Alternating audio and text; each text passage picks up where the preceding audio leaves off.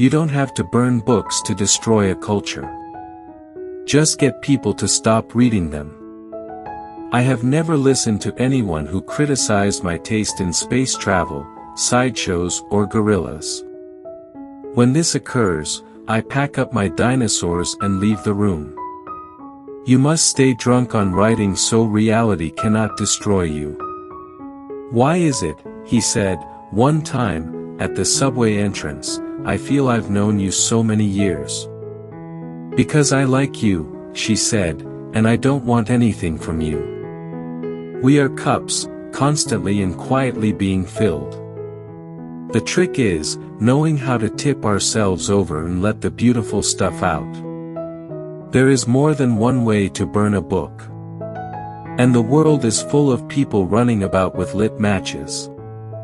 Stuff your eyes with wonder, he said, live as if you drop dead in 10 seconds. See the world. It's more fantastic than any dream made or paid for in factories. We need not to be let alone. We need to be really bothered once in a while. How long is it since you were really bothered? About something important, about something real? There must be something in books, something we can't imagine, to make a woman stay in a burning house. There must be something there. You don't stay for nothing. If you hide your ignorance, no one will hit you and you'll never learn. Learning to let go should be learned before learning to get. Life should be touched, not strangled.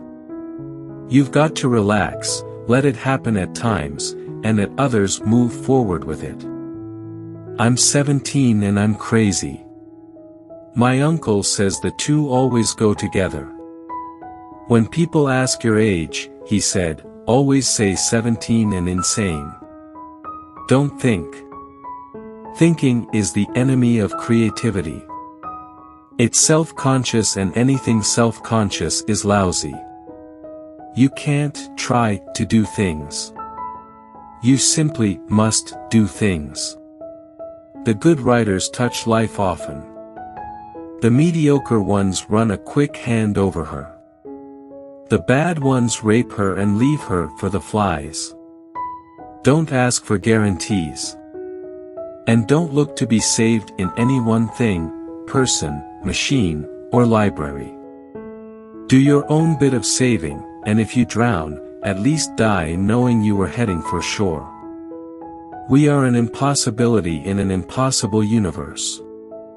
The magic is only in what books say, how they stitch the patches of the universe together into one garment for us.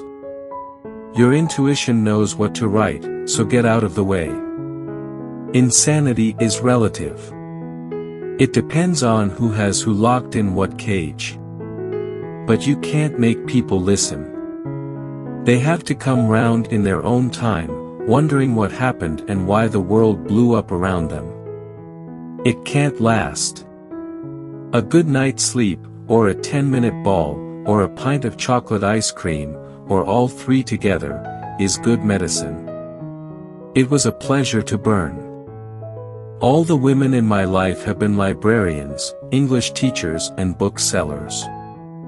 We have too many cell phones. We've got too many internets. We have got to get rid of those machines. We have too many machines now. There are worse crimes than burning books. One of them is not reading them. We've got to become the Martians. I'm a Martian, I tell you to become Martians. And we've got to go to Mars and civilize Mars and build a whole civilization on Mars and then move out, 300 years from now into the universe. And when we do that, we have a chance of living forever. If you know how to read, you have a complete education about life, then you know how to vote within a democracy. But if you don't know how to read, you don't know how to decide. That's the great thing about our country, we're a democracy of readers, and we should keep it that way. Bo Derek is a really good friend of mine, and I'd like to spend more time with her.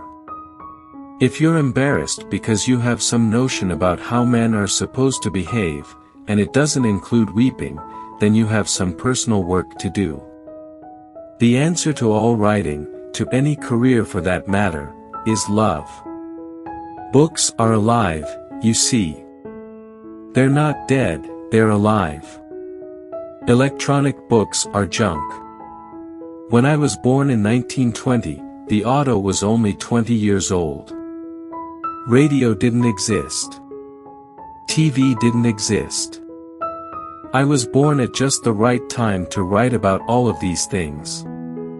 I have my favorite cat, who is my paperweight, on my desk while I am writing. I'm never going to go to Mars, but I've helped inspire, thank goodness, the people who built the rockets and sent our photographic equipment off to Mars. I've only written one science fiction book, Fahrenheit 451. That book is a book based on real facts and my hatred of people who destroy books. Love is the answer to everything. It's the only reason to do anything. If you don't write stories you love, you'll never make it.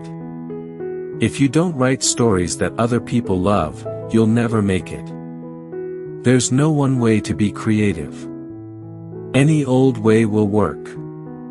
I don't have a computer. A computer's a typewriter. I already have a typewriter. You can write a short story in 2 hours. 2 hours a day, you have a novel in a year. Love is easy, and I love writing. You can't resist love. You get an idea, someone says something, and you're in love. You pay a certain penalty for going your own way. A lot of people think you're nuts, and you're not as popular with girls as you should be. I never ask anyone else's opinion. They don't count. The great fun in my life has been getting up every morning and rushing to the typewriter because some new idea has hit me. Without libraries, what have we? We have no past and no future. I'm not a serious person, and I don't like serious people. Ideas excite me, and as soon as I get excited, the adrenaline gets going and the next thing I know I'm borrowing energy from the ideas themselves. Collecting facts is important. Knowledge is important. But if you don't have an imagination to use the knowledge, civilization is nowhere. After Hiroshima was bombed, I saw a photograph of the side of a house with the shadows of the people who had lived there burned into the wall from the intensity of the bomb. The people were gone, but their shadows remained.